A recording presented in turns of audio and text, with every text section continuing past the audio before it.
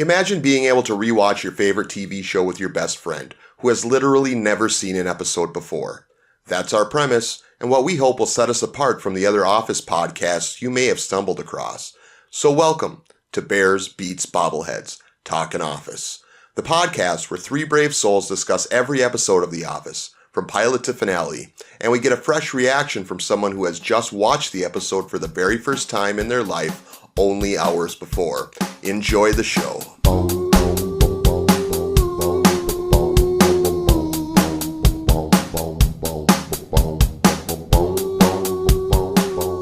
Hello and welcome to Bears Beats Bobbleheads Talking Office. We are talking Season 2, Episode 16, Valentine's Day.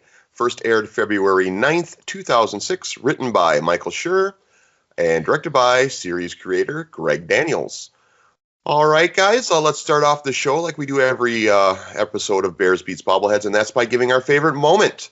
So, favorite moment from Valentine's Day. Joe, why don't you kick us off, sir?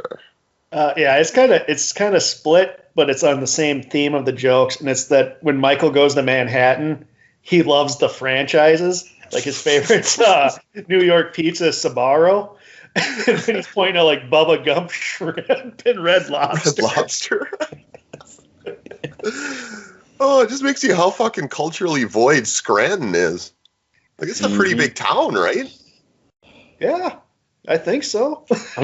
Well, let's look it up. they have a Chili's. Actually, they don't have a Chili's. They made that just for the episode. That's right. Maybe not. Okay. Yeah. My favorite moment is the video. I mean, the video front to start is my favorite moment. It is a classic Michael art project that has so many nuggets of hilarity. So easily my favorite. Paul, first time watching Valentine's Day. And I should remind everybody that is the gimmick of the show, is that Paul has never seen these before, whereas Joe and I have seen them plenty of times. We are fans. Paul is just becoming a fan, it sounds like. Paul, your favorite moment from Valentine's Day? Yeah, you fuckers. So, because I'm going to say that you guys hit the two I was going back and forth on. Mm-hmm. But I'm going to have to go with Joe because he's like, oh man, you don't see the plate, the Sbarro, you don't see it. And he's like, oh yeah, classic New York pizza, Sbarro. I'm going to give it that New York slice. It's like, what the fuck, Michael? Some of his favorite haunts. Yes, and then at the end too, with the little stinger at the end where he's dancing in front of the boy, hey, schmear. It's his surface level understanding of everything, I think, is what that's what an example of. Yes. Yes. So yes, that was my favorite moment. The video was right there with it too. Oh my God, there are so many good moments in this episode. Let's dive in, shall we? In the cold open, Pam really likes Valentine's Day in the office, Joe. She kind of compares it to like when elementary school, like little presents that people are giving each other. It's kind of like a little sweet moment. I remember me and Paul went to elementary school together. That was exactly what it was like, right, Paul? Absolutely was. Yeah, 100%. Mm-hmm. You guys would exchange your Teenage Mutant Ninja Turtle Valentines, and yeah. Everyone got something, and you'd go home with a bunch of candy. It was in little cards. It was great. Mm-hmm. We'll talk about it as it happens, but let's just say Pam's appreciation for Valentine's Day takes a bit of a beating throughout the episode. But at the outset, she's optimistic, so that's good. But we find out Michael is heading to New York to make a financial presentation to the new CFO, Paul. Yeah, are you and Jan gonna hook up? Screw? Yeah, what's wrong with you? Are you gonna see Jan? It is Valentine's Day. Are you guys did screw. What is wrong with you? It's Valentine's Day in New York, the city of love, Paul. Is that what it is? According to Michael? Is that what we're calling New York, Michael? Because I'm pretty sure it's bums shitting in a cardboard box in the subway, Michael. I also love in this, he's like, it'd be a lunatic to have to talk about what happened with Jan. Her words, not mine. She sent me an email this morning. Oh my God, this is such She's a good covering episode. her bases with Michael. Well, say what you will about Jan. She's a smart woman. And she knows what Michael is and what he's about. She knows what she's got to do. A preemptive strike is never a bad idea. It doesn't work. All right, go on. Dwight gets a very special Valentine's Day gift from a certain someone, Paul. So is this where the name bobblehead comes from? Because I was kind of jealous. I'm like, I want a bobblehead of my head. How do you get that? Where do you order that?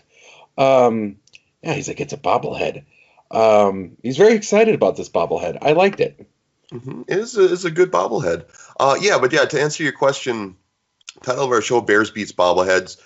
I'm not going to spoil it. It's a play on something that happens in an episode down the road that we just kind of tweaked a little bit. But yeah, bobbleheads, it's that bobblehead, let's just say, becomes kind of a cultural thing for the show. I don't know. You'll see it on his desk, I believe, until the end of the show. Like, he takes great pride in it. So, I guess we have a very Dwight-centric title to our podcast, I guess. But, whatever. He is the only person who is in every single episode, so there is that. Can I add that him opening the box was a lot like Brad Pitt opening the box in Seven with a pen knife? Was that a nail file he has, by the way? Like, it didn't look like a box knife. It looked like a nail file. And he's just slowly, what is this? Like, he thinks it's a sabotage. And at first I thought it was going to be Jim fucking with him. I would have loved that. Yeah, he hasn't really fucked with Dwight too much lately. He's got to get on that. It's their favorite Jim moments. Kelly and Ryan finally hook up on the night before Valentine's Day, Paul. So this was number 3 because we hooked up on February 13th. And he looks haggard from the night before. Oh man, his hair's all over the place in that talking head. Yeah, boy, do they hook up, howdy, and she has to tell Jim all about it. Yeah, a lot of Kelly these last 3 episodes, huh? A lot of Kelly moments. A lot of Kelly. Mm-hmm. I also love Jim's talking to Kelly, and she keeps talking, and he's slowly trying to escape. And I've had that in actual office situations. There's always that one person who talks a lot, and you try to slowly walk away, and they keep trying to engage you some more. And it's just, I could totally relate to Jim's desperate attempt to escape. We've already kind of touched on it, but let's talk here more about Michael's tour of New York City. Joe, any aside from his favorite haunts? Well, besides bubblegum shrimp and Red Lobster, he doesn't like the. Okay, listen, Joe. He goes to 30 Rock, and he claims the Rangers practice on the ice rink at 30 Rock. And then he thinks he sees Tina Fey, and then totally blows the fact that Conan O'Brien walks by. Yeah, I thought that was a brilliant little cameo by Conan right there. Very just much. A subtle little thing that was so funny. A lot of payoff there for just a walk by a camera. A lot of people like, what is it, the Empire State Building, but that's really touristy. So he goes to Times Square. Name for all the good times you have in it. He just doesn't have a fucking clue. Worst tour guide ever, I think. Is Nailed it. Plus, he gets lost. That's either the Hudson or the East. Hudson or the East. So we got to go back this way. I was expecting him not to make it to the meeting. By the way, well, he's lucky he's at 3. Yeah, I think he showed up early to get some Sbarro and get lost. And still get there in time. And then he's like almost walking into traffic. Well, it is like Scranton on acid, or crack, or steroids. It's Scranton on acid. It's Scranton on acid, which is my favorite part. It's like Scranton on acid. Oh my god. All right, moving on. Phyllis is being inundated with Valentine's Day gifts from Bob Vance, Vance Refrigeration, Paul. Well, that's you. Yes, I love that. So, who's this from? Bob Vance. Happy Valentine's Day, Bob Vance. Vance Refrigeration. What sort of work are you at, Bob? Okay. And she's getting a boatload, and everyone in the office is getting a little a little jealous, aren't they? Mm-hmm, absolutely. And we're going to talk about some of the people and how they react to that here shortly. But next up here, we meet 3 other Dunder Mifflin regional managers when Michael finally finds the building that he's supposed to be at by the 3 o'clock meeting. And one of them is a character that was mentioned all the way back in the very first episode. We finally meet Josh Porter, who is the regional manager of Stamford, Connecticut branch. Josh Porter makes his debut. This is like a nice scene. We finally see Josh, and then we also meet Craig. Craigers. Craigers, who's been was banned from every strip club. It's in Albany. Yep. Albany. Yep. Yeah. So we're kind of like seeing Michael with other branch managers, and I love how it's just like all of a sudden it's just a dead quiet because like these guys have nothing else in common besides being branch managers. I mean, Craigers gives off a little bit of a Todd Packer vibe, I guess. But aside from that, yeah, they're very different. Paul, I want to get your impression of Josh because I'm going to go ahead and spoil it here that he is the only one of the 3 that really is of any consequence going forward. So I am curious to know, like, what was your impression of the Josh Porter character versus like a Michael? Yeah. So Josh, first of all, Michael wants to high five him. He wants to shake hands, and he's he did his presentation. He's a very button up kind of guy. Like, I get the impression that he is like, what was the boss that was there? We talked about him a couple episodes ago. That was there before Michael took over the Scranton. Oh, Ed Truck. Yeah, he reminds me like of an Ed Truck, a young Ed Truck. Yeah, but he's also, he's very good looking. Yes. I mean, that could be intimidating to some, including Michael. Yes, I mean, he's a young, good-looking guy. He's successful, obviously. He's a lot of things that I think intimidate Michael and put Michael on edge. If you're saying he's one of only one consequence going forward, I could see him being very much a rival. Going back to the first episode, is Josh worried? Mm-hmm. Yeah. I forgot about that. I didn't put 2 and 2 together. That's who they were talking about in the first episode till you brought it up. Yep. So yeah, it already sounds like that Michael has an issue with him. Oh, they're in direct competition because they're both looking at potentially being downsized. Right. Yeah, yep. That's still a living, breathing reality in the office world.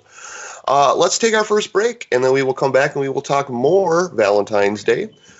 This is Bears Beats Bobbleheads Talking Office. We'll be right back.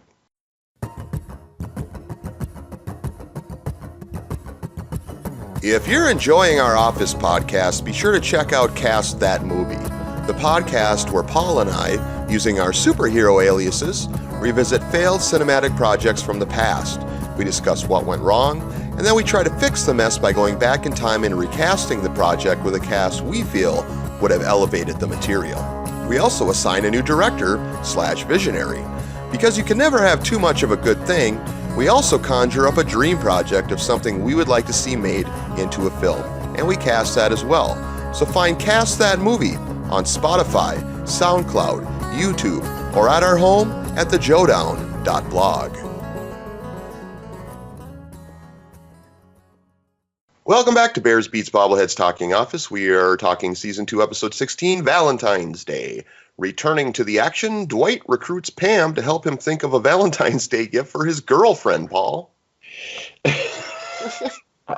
She has something. You didn't get her anything? She's not the kind of person that wants anything. Is she uptight? Yes. I just love when he finally does, kind of think of something. He's just like, okay, shut up. He's just so rude. Yeah. Okay, shut up. I got this. Yeah. And let's not forget, this is in the middle of Pam watching Phyllis being inundated with gifts from Vance Refrigeration, and still waiting, and the spirit of Valentine's Day quickly fading, in her eyes, and she's got to help someone else think of a gift, and that person's being a little abrasive. So. And let's not forget, though, that she already talked, because of the wedding, he was just going to get her something small. Right. That's what they agreed to. That's what they agreed. We know that that's not. She wants to be surprised still. Of course she does. Also, like Pam's like, sometimes it's the gesture what it means instead of what it is, and Dwight's like a ham.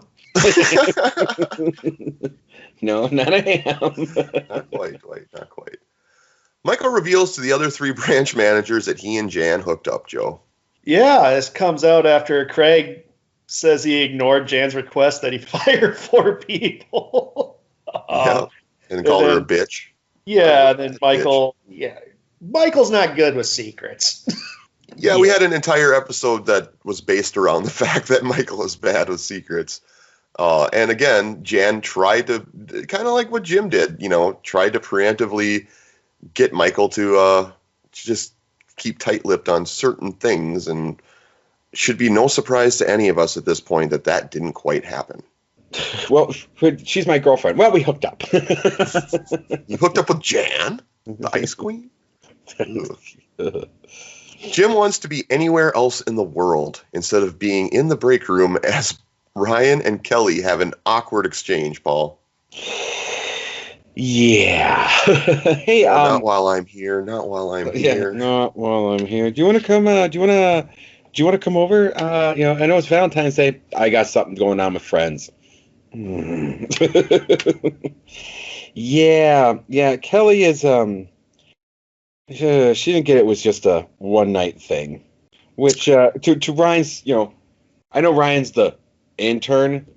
As the intern, anyone listening to this, don't dip your pen in the company ink. That's just my advice. I maybe learned the hard way. Go on. All right, moving on. We meet Dunder Mifflin's new CFO, David Wallace, Joe. First David Wallace appearance. Yeah, it's Michael's turn to give his presentation. Starts it like anybody who's done a college paper and cites Wikipedia, what is a business? Proceeds into the Faces of Scranton to the tune of U2's With or Without You. Yeah, let's talk about that video presentation, Paul. Thoughts?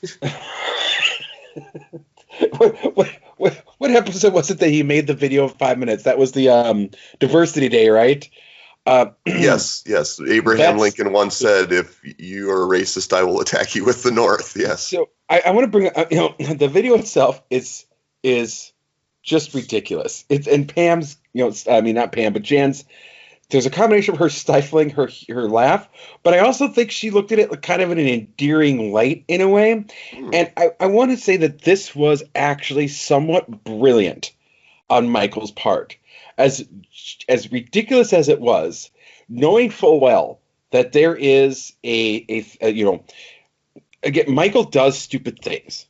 But Michael is good at kind of, not stumbling, but he kind of knows in a way when it comes to selling. And what he was doing there was he was selling the office, because he understood that I think that the new CFO didn't know anybody, didn't care. He's not looking at the people.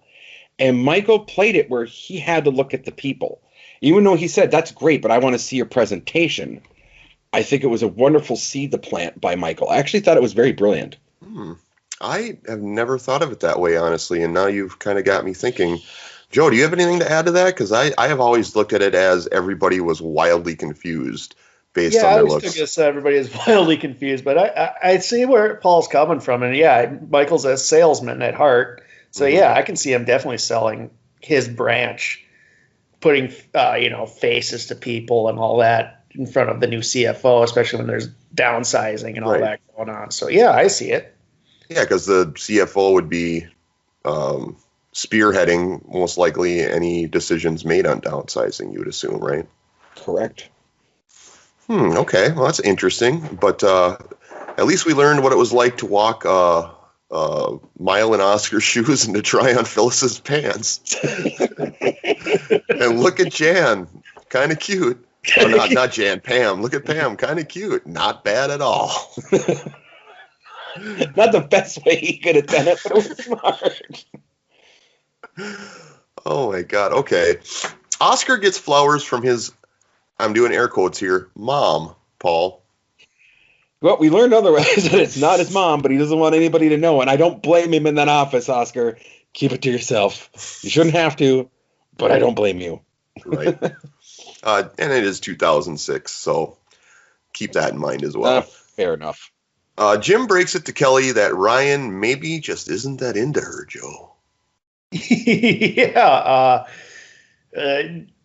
And she's just not, it's not registering. Even when he's like invites her to his card game that night, she's like, can I bring Ryan? Can I ask Ryan? Like, the exasperated look on Jim's face, his reaction there, that was great.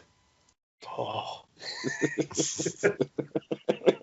he just looks at the camera and he looks genuinely pissed. Just like flummoxed. Good acting by him. Pam and Meredith deal with their Valentine's Day disappointments in very different ways, Paul. Meredith is just getting hammered and passes out on her desk. And like nobody notices. And Pam is getting increasingly more annoyed with Phyllis's gift. Phyllis, yeah. Thank you. I always forget her name. I apologize. Phyllis's gifts. Man, Bob Vance really loves his Phyllis, doesn't he? Bob Vance Refrigeration is nothing if not a romantic. I give it to the guy. That you want to impress someone on Valentine's Day, get it done. That bear is bigger than me. No, it's not. Kreger's didn't prepare a presentation, and when he is called out on it, he throws Michael right under the bus, Joe. Yeah, maybe I should have slept with you too, huh? Right in front of this new CFO. Oh, God, the cringe on that scene. Oh, yeah. Yeah. Full disclosure, I had to pause and walk away for a second when that happened. I was like, uh-oh. Uh-oh. Uh-oh. Shit's about to get real now. Mm-hmm. Jan is spiraling, convinced she's going to be fired, Paul. Yeah, so, and Michael does his Michael thing, doesn't he? He's like, I'll talk to him. I'm sorry. And this is the first time that you actually see genuine, like, he understands the situation between him and Jan now. And you could tell there's actual genuine remorse for what he did. And they didn't even sleep together. Well, we slept in the same bed. Yeah. So I thought that was, I thought that was really interesting. Instead of just lashing out, she was just defeated. She just couldn't do it anymore. Mm-hmm. But yeah, you're right. He recognized that, so points to him for that. And as we'll talk about here shortly, did the right thing. But moving on, Angela finally gets her Valentine's Day present, Joe. It was a nice, like a key, right? Mm-hmm. It was like, yeah, that's his beet farm, I'm assuming. Yeah. Yeah, she has that little smile, and Dwight did good on that. Pam is going to get the best sex of her life for her Valentine's Day present, Paul. Ugh. Okay, so first of all, Roy's gotten fatter. I noticed it once more in this thing. He's got he's been the actor. If you listen to this, I apologize, but man, you're getting booze face. And he's really, and he's just like, yeah, you're gonna get the best sex of your life. What is that? Like, that is not how Valentine. Like, he is not getting the best sex of his life. I don't think Pam's touching him that night. He just doesn't. Roy is. He is that quintessential small town jock guy that just never fucking grew up and never stopped. He's, who he is? He's 2006's Al fucking Bundy. That's Roy. Fair enough. Damning. But fair. Can you tell I don't like this character at all? Yeah, I don't think there were very, very many Roy fan pages back in the day. So you're not alone. Moving on, Michael falls on his sword in an effort to protect Jan, Joe. Confesses, it's kind of like just, made it up to the CFO. Like, Locker room talk. Locker room talk. Yeah, no, it shows that Michael can do the right thing and grow. It's just painfully slow. It takes a lot. It takes a lot to nudge him in that direction. Yeah, and then Jim wishes Pam a happy Valentine's Day, Paul. I want to get your take on that scene. It was a subtle scene, but I think there's a lot that happened there without words. Yes. So let's speak. I want to jump back because I want to kind of go over some things that this was a subplot we really didn't talk about. We learn in this episode that he and what's her nuts broke up. Katie. Oh yeah. Yeah. He and Katie. Yep, we're done. I mean, we know that, but we know it's like they never talked again. Everything's done. So he didn't have to do anything for Valentine's Day, and I think between the last episode and this one, which again we talked about things moving forward. I think anything if the secret hadn't gone around, he would have gotten something for Pam, but he didn't. And I think that, and also given the conversation they had in the last episode, where they kind of, got into a little bit with him trying to support her and her not wanting it, and him talking bad about Roy, there's definitely trouble in paradise between those two. And I think she is very bummed that she did not get anything from Jim, and I think she was very hurt because I think she figured that if she wasn't going to get anything from Roy, she was going to get something from Jim, which, by the way, is a really shitty way of doing things. Because that's that that's that whole being with someone physically and cheating on them emotionally. Right. Yeah, and it's a powder keg right now. Jim certainly sees it. He felt it big time in the last episode. He's not going to rock that boat anymore because every time he tries to assert himself and be a support system for her, it's making her sound like the bad guy, but that's not the case. But she does push back, and it's because that isn't his role. And supporting her on a Valentine's Day is not his role, and he realizes that. He realizes that, but she was, and I want to say that again. I mean, she's not necessarily the bad guy, but again, this is what we talked about: their relationship being somewhat codependent and unhealthy. Is that it was very obvious that she expected it from Jim, and when she didn't get it, it was upsetting from her. And that's something that again, that I think we've all seen that. It happens a lot in high school, where you have these people are screwing, and yet that girl's calling another guy and talking to him for 5 hours about what a problem this other dude is, but she's never going to leave that other dude. Joe, did you have anything to add on that? No, I agree, and Jim and Pam kind of dug themselves into this hole themselves by with the flirtations and all that. But yeah, and so I think she's disappointed because, Jim's like, I'm stepping way back now. Like, a line was crossed and things were awkward for him. So yeah. So, and I think she was expecting that when she really shouldn't. She's not the bad guy here. I think she just didn't think that was what was going to happen here. All right, well, to cap it off, Michael and Jan kiss Joe. The camera catches it, so that's something, huh? Jan sees it. Oh. And I want to correct you on this. They didn't kiss. She kissed him. Fair. That's a fair point. Yeah, he at that point, I think he was actually coming to grips that, all right, well, this isn't going anywhere. Maybe he saw this falling on his sword as kind of like a last gift to the remembrance of their one night kind of together.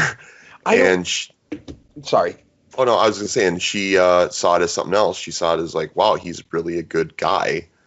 And impulsively, and because she actually is attracted to him and just wouldn't admit it to herself and could no longer hold back on that. Anyway, what is your take on that? So I'm going to say I don't think it was like his last ditch, kind of remnants of this. We've seen this with season 2 Michael. He, for as naively racist that he is, low-key, as how low-key sexist he is, as all these little low-key things, this was the episode, this was the moment that you really saw, in my mind, that really solidified that deep down underneath this really, really rough, naive exterior, Michael's genuinely a good guy. And I don't think he did that for anything other than he legitimately felt bad for putting her in a shitty situation, for creating this situation for her. And I think he was prepared to get fired for her not to be. And I don't think it had anything to do with some like last ditch effort of anything. I mean, you saw it with him beforehand. That's why I said, you see, he was genuinely sorry. He's like, yes, I understand. I'm sorry. Like, that hit it for him when she was about to lose her job. I think everything dropped for him. And he's like, I have to protect this person, because I like again, him making the video earlier, he would do that for anyone in his office if it really came down to a situation where he fucked up. I could be wrong. That's what I saw. Okay, I think that does it for our discussion of Season 2, Episode 16, Valentine's Day. We are going to take a break, and we're going to come back and each give our winners for the episode, as well as our general takeaway from the episode. And we will check in to see if Valentine's Day had enough going for it to overtake The Injury as Paul's favorite episode. We'll be right back. Hi, this is Paul Muad'Dib, one half of Podcast Above a Convenience Store, Talkin Twin Peaks, which I work on with Joseph Fremming, who's also on the podcast that you're listening to right now. We go through all of Twin Peaks, Season 1, Season 2, the movie, the books. Right now we're digging into Season 3, which will end the podcast with the final dossier, which was the last book that was put out by Mark Frost, putting a cap on everything that's happened in the Twin Peaks universe. So please, check us out. You can find us on the joedown.blog with everything else on here. You can find us on YouTube, SoundCloud, iTunes, Spotify. There's no reason why you don't want to listen. Welcome back to Bears Beats Bobbleheads Talking Office, and we are finishing up our talk of Season 2, Episode 16, Valentine's Day. All right, guys, time for the part of the show where we each give our winners and our general takeaway of the episode. Joe, kick us off. Michael wins it for me. Just we see him kind of like, going to bat for Jan, plus his interesting take on the best pizza in New York. It was a toss-up because I really like Kelly in this too, but I have to go with Michael. I do like the character development of Kelly with her becoming more kind of obsessed with Ryan, but yeah, Michael wins it for me. Okay. And your impression of the episode overall? It's good. It's another one that kind of moves things along. It's not like joke after joke after joke like some of them, but I like it that it's more of a balanced episode. Okay. Yeah, Michael's my winner again, and I keep picking him, but I kind of forewarned you guys that was going to be a lot of the case in Season 2. And for all the reasons you said, the tour of New York City, all of that. My general takeaway is this is one of the better ones for me for Season 2 because of the moments that are in it. The video is one of my favorite moments of the show, just in in what it says about the Michael character. And like I said, it's an observation, because a lot of what you get from Michael is through his art and artistic choices. And you see that on full display here. It's super tacky and corny, but funny. And we didn't even mention the Great Scott productions at the end with Steve Martin and Robin Williams. So yeah, I mean, it's up on the list for me. I'm a big fan of this episode. Paul, first time seeing it, your impression and your favorite, or who won the episode for you? Well, let's forget it's a Michael Scott joint. Great Scott. Michael. I have to go with Michael. Michael won this episode. It was It was very much, again, the Sbarros, the Bubba Gump. And, just the progression of the character. I really liked Michael in this episode. And, for all this stupid, again, at the end there, all the stupid shit he's done so far, being just completely grating, it was nice to see this, this Michael here. As far as my favorite character to date, Jim wasn't in that one. Jim's kind of taken a back seat, and I wonder if that's because they, as you said, Season 2 is very Michael-centric. I think that they wanted to pull back, and I think it's looking into it and kind of knowing, I haven't really looked into the show. I haven't watched anything. I haven't really, I tried not to dig into it, but you guys have mentioned it previously that they're really trying to ride on the fact that they got Steve Carell. This was. I talked about Kevin. This episode made me appreciate Michael more. Mm. And the fact that Jim and Pam are having this really dysfunction right now, and I don't like how either one of them are acting these last couple episodes. So I'm going to change up and say Michael is becoming my favorite character. Mm. Okay. Wow. Mm-hmm. Yeah, that's a shocker. You guys did not see that coming on this one. No, this is 20 episodes in now. So, well, no, I'm sorry, 22 episodes in now. So yeah, to date, it's been Jim from episode 1. And now Michael is finally, and yeah, it's a Michael-centric season because of Steve Carell's star power. So it's not a surprise, but it's, I'd say it's even more a surprise it's taken 16 episodes in season 2 to get you to that point, honestly. Yeah, well, again, it's hard because Michael is a really difficult character to like, in my opinion. He's funny, but as like a character, he's a hard. What I like about this show is that this is not a typical, 30-minute sitcom. Typically you're, even compared to say the one that's based off The Office. Obviously that one was way more cringy. I feel. However, it's still kind of difficult when you have a main character that you can't really get behind. I'm going to use Cheers as an example because that was one of the, that was still to this day a very beloved one. You had a Sam Malone who was a womanizing asshole, whatever. But every episode he had something redeeming, and every episode he did something right. And we haven't seen that with Michael. We've just seen Michael kind of being Michael.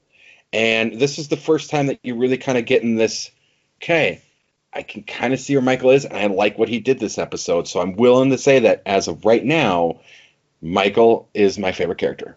Okay, and then what about this episode versus the injury? No. Again, this also feels like it's moving plot.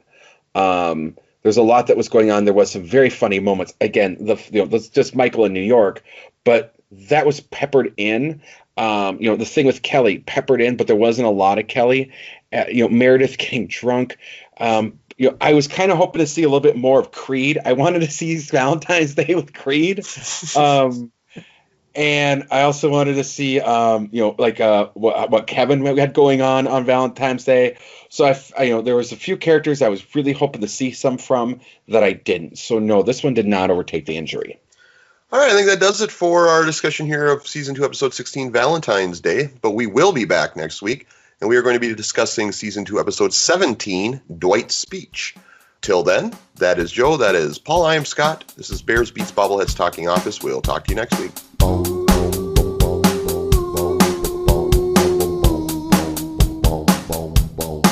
For more podcasts like this one and general pop culture tomfoolery, be sure to visit thejoedown.blog. That's thejoedown.blog.